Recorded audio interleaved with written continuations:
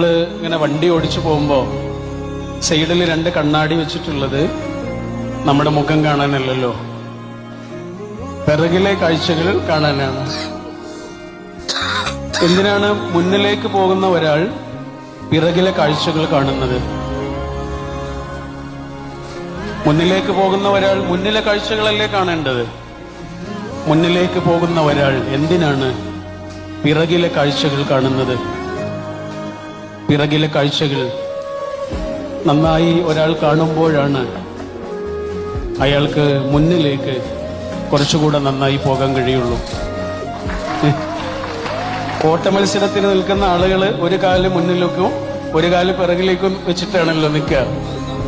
ഈ മുന്നിലേക്ക് ഓടാൻ നിൽക്കുന്ന ഒരാൾ എന്തിനാണ് പിറകിലേക്കൊരു കാല് വെച്ചത്? പിറകിലേക്കൊരു തള്ളു തള്ളിയിട്ടാണ് അയാൾ മുന്നിലേക്ക് ഓടുന്നത്. പിറകിലേക്കുള്ള ആ തള്ളിൽ നിന്ന് അയാൾക്ക് ശേഖരിക്കുന്നൊരു ഊർജമുണ്ട്. ആ ഊർജം കൊണ്ടാണ് അയാൾ മുന്നിലേക്ക് പോകുന്നത്.